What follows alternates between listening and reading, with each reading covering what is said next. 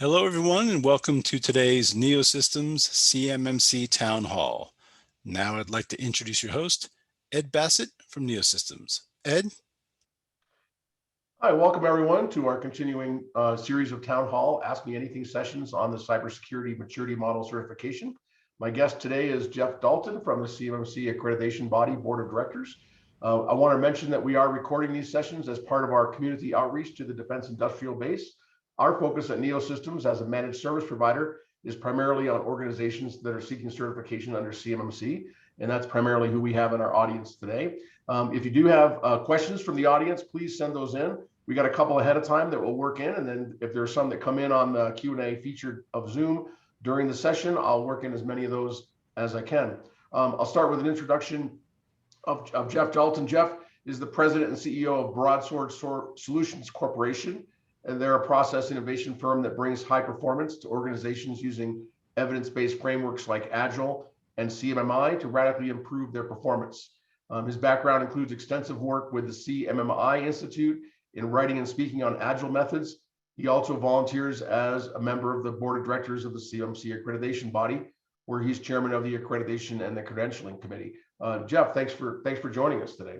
Hey, I'm super happy to be here and glad to be back, actually. Thanks. And just to clarify, I'm here as a member of the AB, and I'm going to be talking about things from that perspective, but I appreciate the great intro. Thanks. Sounds good. Yeah, Jeff was with us back in December, so it's been a few months. So let's start with the latest news from the CMMC AB.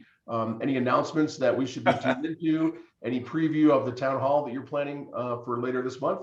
You know, I was thinking about this morning when I looked at your initial questions, and it's, being on the AB is like dog years. I mean, every week is like a year. There's like 100 things that happen, and people sometimes call and they're like, have you gotten to this yet? And I'm like, yeah, but 100 other things were in front of that. And every week there's new and exciting things. So we're getting real close to our CEO announcement.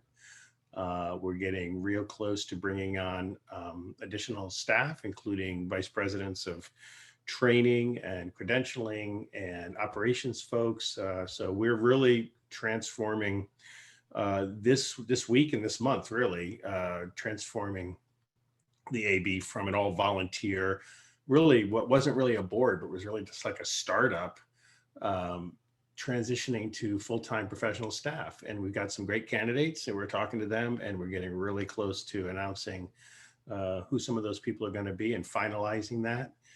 So that's super exciting. That's going to be a big change. We're also seeing our first DIPCAC C3PO assessments actually happening out in the field, which is the final step to becoming a CMMC third-party assessment organization. So we're seeing some of that. We're having a new provisional assessor class going on this week as well. So there's just dozens of things going on, and we'll be talking about all of that at the town hall, which I think is March 30th. It's the last Tuesday in March, and we're about to put that up on the site as well. So literally hundreds of things going on at once, as usual. And but the rubber's really starting to hit the road. We're starting to see the certified C3POs being authorized, and once that happens, there'll be assessments starting. So it's a pretty exciting time to be on the AB. Cool. A lot of moving parts. Yeah. So to think about that, some of those in context of the bigger picture. One of the challenges of rolling out CMMC to 300,000 DIB members within a 5-year period is the projection is really rapidly expanding that ecosystem, and there's a lot of people that need to be focused on making that a reality. So give us maybe the high level on how the AB's role plays in aligning market forces with the DoD mandate, getting the right talent focused on the right challenge. That's a great question. And back in June when I released the credentialing framework, that was actually the first work product that I produced for the AB. A lot of people were like, wow, this looks really big. It looks like there's a lot of moving parts. Why isn't it simpler? And I said, well, the reason it's not simpler is because of one number, and that number is 300,000. You can't just throw a bunch of assessors out on the street and say, go start doing assessments, gang, you know, if you want it to scale. So it started with the credentialing framework, and that includes all of the roles from provisional assessor to certified professional, RP, RPOs, C3PAOs, certified assessor 1, 2, and 3, certified instructor, all of those things, and all the prerequisites associated with them, and all the classes they had to take, and what the career path was, because we were really focused, or I was really focused on bringing new people into the market, because it's going to be really tough to find 3,000 people that just off the street are qualified to conduct these assessments. And as a matter of fact, almost no one is qualified off the street to conduct these assessments. It's not to say that there aren't qualified cyber professionals. There's lots of those. It's a very unique combination of skills, though, to actually conduct a fair and unbiased assessment based on a standardized model. So figuring all that out, the AB played a huge role in that. Of course, my partner in crime, Ben Chubinay, who you've probably had on one of your town halls, he was the guy that came up with all of the licensed training provider concepts and the licensed partner publisher concepts as a way to scale. You know, that was the other scalability piece was, you know, the AB is not going to be, we're not going to teach these classes. You know, we're authorizing other organizations to come up with training material, and then in other organizations, many of them universities, to deliver the training. So we've created a vastly distributed ecosystem, and we've done it in a year with all volunteers. And so the answer to the question is, you know, why did you spend time coming up with all these things when we could have just thrown a bunch of assessors on the street? Is that wouldn't have worked. You know, I actually had people sending me emails saying, why are you doing that? We could just put a bunch of assessors out there, and that just would crash and burn. And so we've widely distributed it. We've created a market that didn't exist before. This is all done with volunteers. We created opportunities for business and revenue, for training organizations, for consulting organizations, for assessment organizations, and none of that benefits the AB directly. This is, you know, we're still a mostly volunteer organization, and even with staff, we're still going to be a nonprofit. So the AB has played a key role in sort of creating the market. You know, the DoD put the model and the mandate out there, and that created the demand, but it didn't create a market. And that was the AB's job, and continues to be our job. So that's one thing we're working on. You know, that entire ecosystem is sort of falls under my committee and Ben Chubinay's committee. Of course, there's other folks in the AB doing things like finance and management and standards and infrastructure and stuff like that. That's a little more inwardly facing. But the other thing, two other exciting things I want to tell you about is we are looking strongly at putting together a small business symposium for small businesses that are required to achieve CMMC level 1 or 3. And we're going to be doing that in the next few weeks. We're going to actually put on a small business, a working symposium with working groups, with breakout sessions, with speakers, with Q&A for small businesses to deal with CMMC and sort of flesh out their concerns, and they have valid concerns, and I have concerns, and so we want to get in front of that. So, you know, now that the ecosystem's deployed and we're starting to see people getting really officially certified, we're going to roll that out. And then the other thing that we're working on that is super exciting, and it falls under my committee also, is the licensed software provider. And these are companies and organizations that wish to align their software tools with the CMMC ecosystem to be part of this market that we've developed. And these are companies that are developing everything from, you know, assessor tools to monitoring tools. None of them are mandated. These are just all tools that will fit well in the ecosystem, and we'll provide them with the information they need to connect with the right systems and whatever kind of APIs or data models that they may need given their scenario. Of course, we'll be evaluating them and ensuring that they're compliant with CMMC also. So like I said, it's dog years. Every week is, you know, 100 things. And it's the most amazing project I've ever worked on, because it's hundreds of the most challenging things I've ever done in my career. So I'm having a blast. Jeff, there's an audience question about the CMMC certified professional certification and comparing that to the RP and RPO Sure. program. Can you give? Yeah, absolutely. So remember, the RPs and the RPOs came out, I don't know, 9 months ago, 8 or 9 months ago. And the idea was then to seed the market with this market we created, to seed it with people who could start working with companies to help them get ready for CMMC. Now, there's no requirement to be an RP or to have an RPO to do that with a customer. Any consultant that knows what they're doing and can qualify with a client is welcome to do whatever consulting they want. But these folks wanted to be part of the marketplace. So the RPs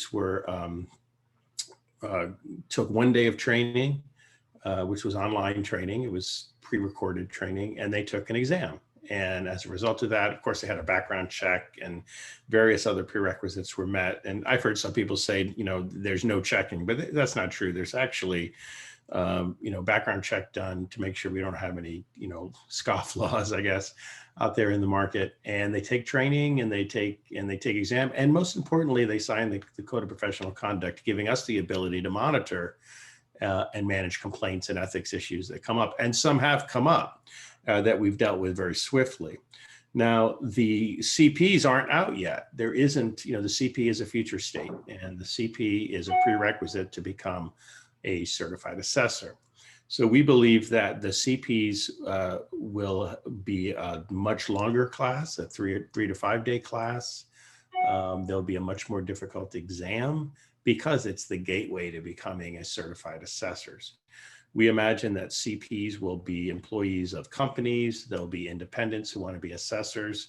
And maybe some of the folks that have been RPs for the last 8 or 9 months will want to become CPs. But both of those programs will continue to exist. If you think of it in terms of a pipeline, because that's how I thought about it when I designed it, was we have to build a long-term pipeline of people who are going to become assessors and instructors, because we need thousands of them. So, CPs are directly in the pipeline to become certified assessors. It's a prerequisite. You have to do it. RPs are either people that want to do consulting and never want to be assessors, or people that want to eventually be assessors after they gain a certain amount of experience and they meet the prerequisites, which are pretty high. So the pipeline is RP, CP, CA1, C2, C3, C5, and instructor. That's the pipeline. And in order to grow that long term, we had to start like 8 months ago. And that's what the RP program was about. So the RP, the Registered Practitioner Program, out already. The CP training, the Certified Professional Training, when? Are you saying that's coming out this summer? Is that? Yeah, it'll be out this summer. I know there's been delays on that, but there's actually been reasons for the delays that are outside the control of the AB. And, once the new version of the model's finalized, and once, the assessment guides are out and finalized, and the scoping guidance is finalized, and the reciprocity guidance is finalized, and there's lots of moving parts that are still being worked on by not just us, but Hopkins APL and the SCI and the DoD and the folks at MITRE and the folks at Booz Allen, and there's lots of different moving parts going on. So we expect and this is more of a Ben Chubinay issue, but we expect the CP's training to be out sometime, I would say, midsummer. So I've got an audience question about you mentioned that the market has been created by the AB that created the market. That was our role, yeah. So the reasons for doing that are, to make this thing robust enough and scalable enough to do it across 300,000.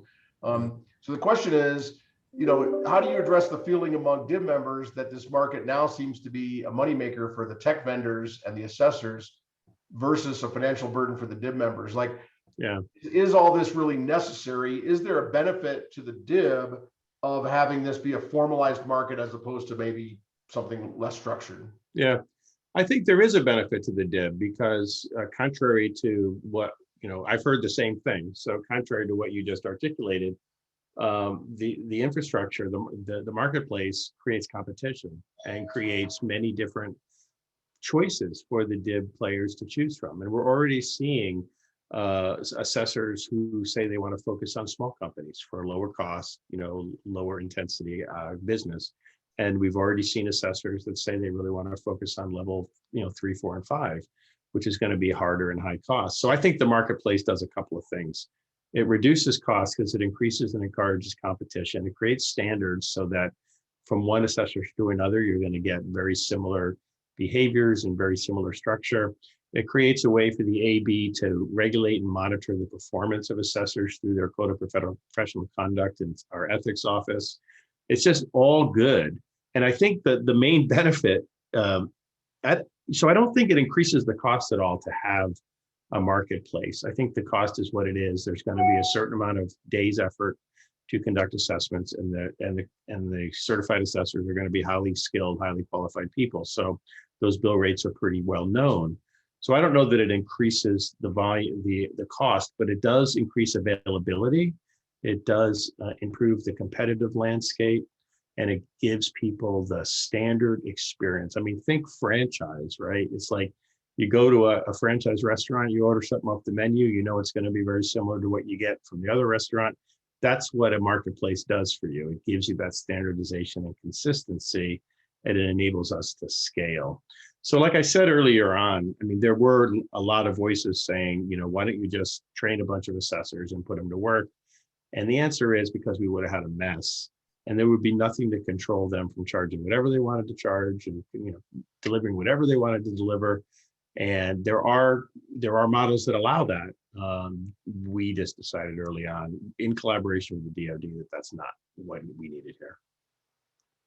And I think, you know, one of the challenges I hear as I talk with DIB members is that the shopping experience is fragmented and challenging right now, right? There's a lot of services. A lot of companies have put CMMC up and said, we are a CMMC helper of some sort, solution provider, call it whatever you want. And there's, you know, that's a broad market.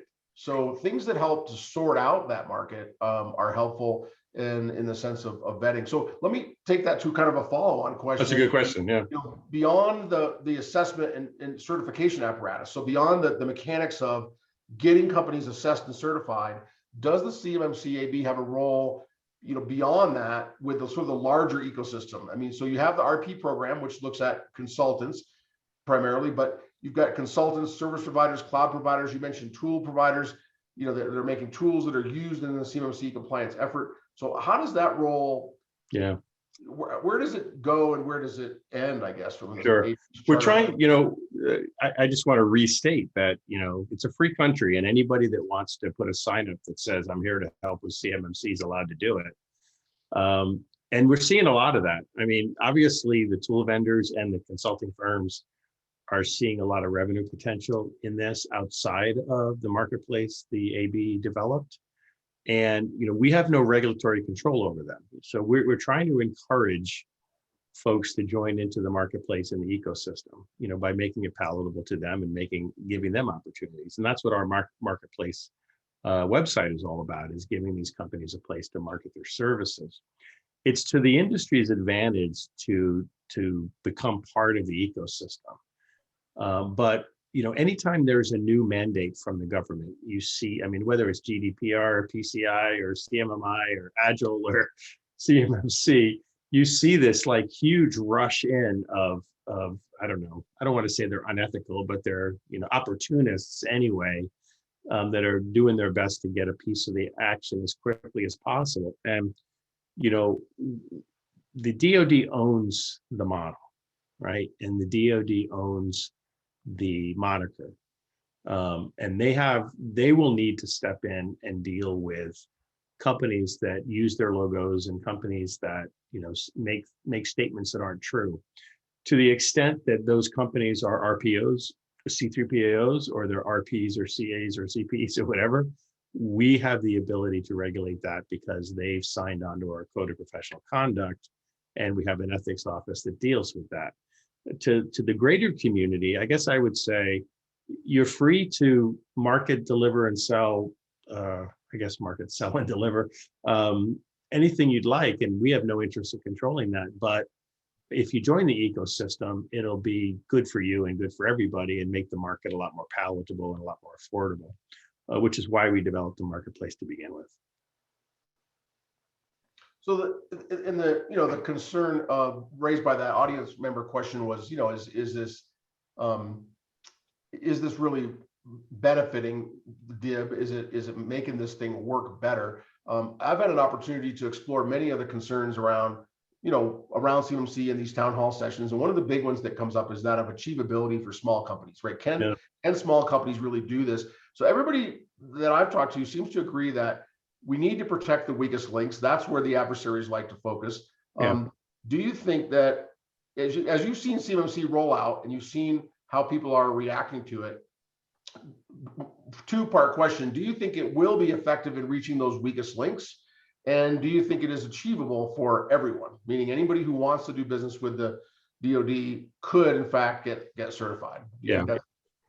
So yes and yes. So I think it's achievable for everyone to get to the level of CMMC that's required for them. And remember, the vast majority are going to be level 1. So, and that's achievable for everybody. I can achieve that, in my business, and I only have 15 people. As far as, protecting even the smallest companies, I think yes.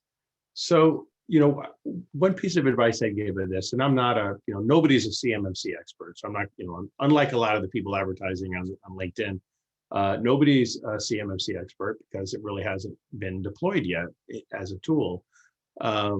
But I am a CMMI expert, and I've been doing it for 25 years.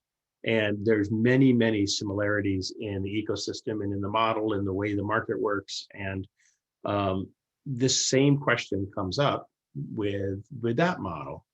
And it's, if you look at the two ecosystems, if you laid them on top of each other, they'd be very, very, very similar. It'd be hard to tell them apart. And that's because the folks that created the CMMC, the SEI, also created the CMMI. This question comes up all the time in the CMMI market. And the answer is, we don't have a model problem, we have an imagination problem. Most people have trouble imagining how they would satisfy the practices in the model when they're looking at Lockheed Martin and Raytheon and L3Harris and saying, wow, they're spending millions. I can't spend millions. Well, we had this problem with CMMI where everybody said, well, Lockheed Martin, just as an example, is doing it this way, so we have to do it that way. And the answer is no, you can be much more lean and much more agile because you're a small company and you can get away with things because the CMMC is a maturity model. It's not an audit model. It's not a yes or no model. It's a contextual model. That means that a good assessor, and this is how we've been training them for the classes we have conducted, a good assessor will look at the context and the environment and the surrounding and say, okay, in this setting, what you're doing, for example, what you're doing here, this manual thing you're doing is okay. Now, if I was at Raytheon, I would say, no way, you can't, one of the questions that comes up all the time, I hear this one says, is, what's a policy? So everybody's talking about what a policy is. And one person in this working group said, if it's not, signed off by the CEO and all the managers signed it, and when someone on board, they signed on it, if that wasn't done, that's not a policy. And I'm like, well, wait a minute. What about a 20-person company? You think they're going to do all that when they all work in the same room or the same office suite, and the CEO works there at the company, and he's going to have town hall meetings, and he's going to have meetups, and he's going to email things, and he's going to do things to set policy that would never fly at Raytheon, but would be required at a company like Raytheon. The same goes for an SSP or plans or anything like that.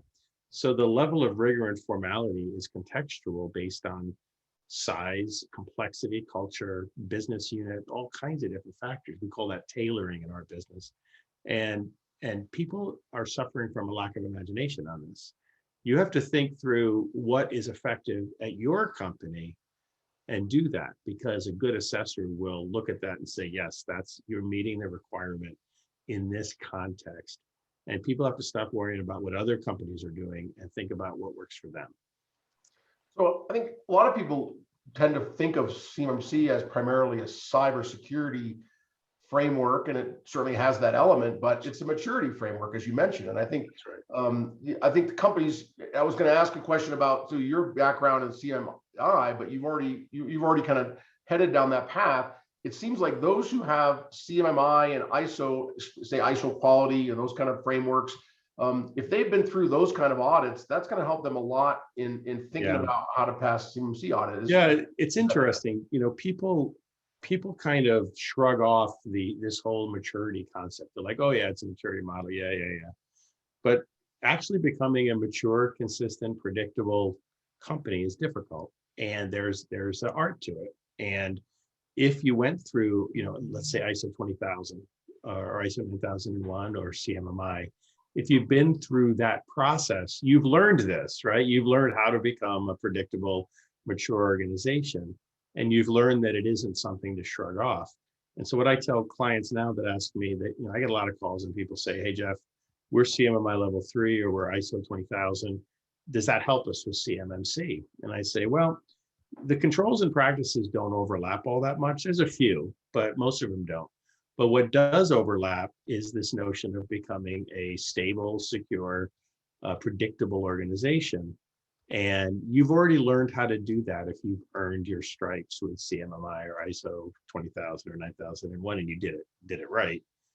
So you've got that down. And, you know, frankly, that's the hardest part. So what about people who haven't done that, who don't have those stripes earned? What would be the starting point, you know, if this is the first of these maturity things they're going after? Yeah, I would say that, so maturity models are behavioral models. They're basically represent the actions of people, not documentation. So don't get too focused on documentation. Documentation is one form of evidence for assessment, but it isn't necessarily the best way to deploy something. So start thinking about the behavioral elements you want to see people determine. And one sort of trick that I use is instead of reading a practice or control in a model like this and saying, we have to do this, say, how do we do this?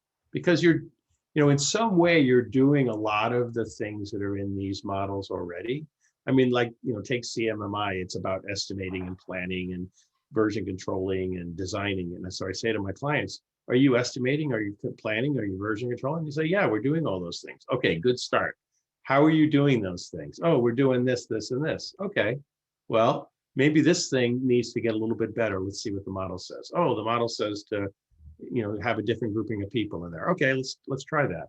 So start with, you know, the understanding that, you know, a lot of things are being done sort of informally and ad hoc with these models. And, you know, CMMC's got a lot of stuff in it. So especially the smaller companies may not be doing all of those things, but, you know, start thinking about what you are doing and how you are doing it. And you may be surprised that you have a foundation there that you hadn't really considered.